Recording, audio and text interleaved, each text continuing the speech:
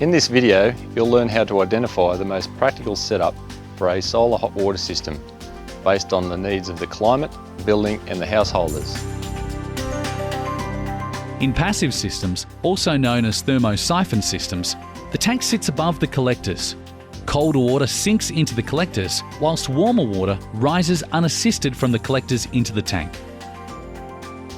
The tank may sit on the roof with the collector, a close coupled system, or within the roof cavity above the collector, a gravity feed system. With these systems, the roof support structures must be strong enough to handle weights of up to 800 kilograms. Active systems use a small pump to move water between the collectors and the tank. The location of the tank can be within the roof or on the ground. Each type of system has advantages. A passive system is space-saving and is easy to maintain with no moving parts. An active system is unobtrusive, lightweight, can use an existing tank, and the tank can be located closer to where hot water is used, reducing heating loss in pipes, but the pump uses some energy. There are two collector types to choose from: flat plate and evacuated tubes. Evacuated tubes have the advantage of receiving perpendicular radiation for a greater part of the day. This, combined with their vacuum insulation, means good winter performance. Flat plate collectors, particularly if purchased as part of a closed couple system, can be more affordable than evacuated tube collectors. However, the prices of evacuated tubes has fallen in recent years. Collectors should ideally face true north in a shade-free position. Facing the collectors 45 degrees from the north will result in only minor reductions in performance. The ideal inclination is the angle of latitude plus 5 to 10 degrees. Sydney's latitude is 33.5 degrees, so an ideal angle of inclination would be around 40. However, plus or minus 15 degrees would still provide adequate performance.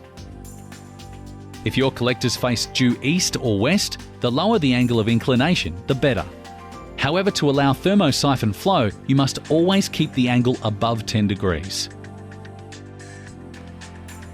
For the correct sizing of your collectors and tank, consult manufacturer's guidelines to see what is best for the climate and household.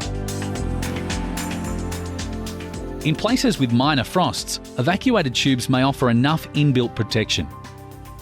In climates with regular frosts, indirect or closed-loop systems are the most popular and reliable form of frost protection.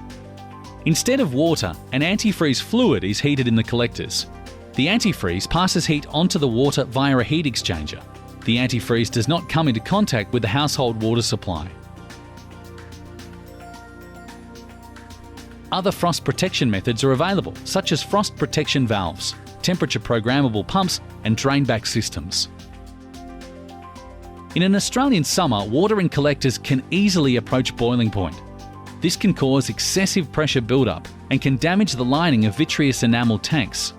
The Australian standards state that solar hot water systems must provide over-temperature protection without draining water, so a temperature pressure relief valve is not enough. The most common way to prevent overheating in the tank is by automatically stopping the circulation between collector and tank when the tank water gets too hot. This can be done using a solar control valve or a temperature-controlled pump. See the fact sheet on the Trade Secrets website for more information about how to control for frost and overheating. The solar hot water system will require boosting at some times of the year. Electric boosters use a lot of power, so make sure the booster is controlled by a manual in-house switch. This switch should include a light to indicate when on. Boosters which have no in-house switch or are permanently on are wasteful, as they often heat water to 60 degrees, water which would otherwise be heated by the sun. When advising the householder on their energy tariff options, explain the pros and cons of each option. A regular tariff allows boosting at any time, but it won't lead to a reduction in their bills if their previous system was electric off-peak. Off-peak will be cheaper, but may not fit the hot water usage patterns of all households. If available, extended off-peak or off-peak 2 is often a good compromise. Natural gas boosters have the advantage of lower emissions and running costs compared to electric boosters, and also aren't subject to time of use restrictions. Install a timer on gas storage boosters to ensure the gas does not heat water which would otherwise be heated by the sun.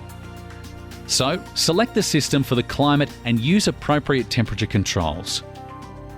locate the collector and tank to maximise performance, install a manual boost switch, and connect to a tariff which minimise emissions and costs. For more information and to download a fact sheet, go to tradesecrets.org.au.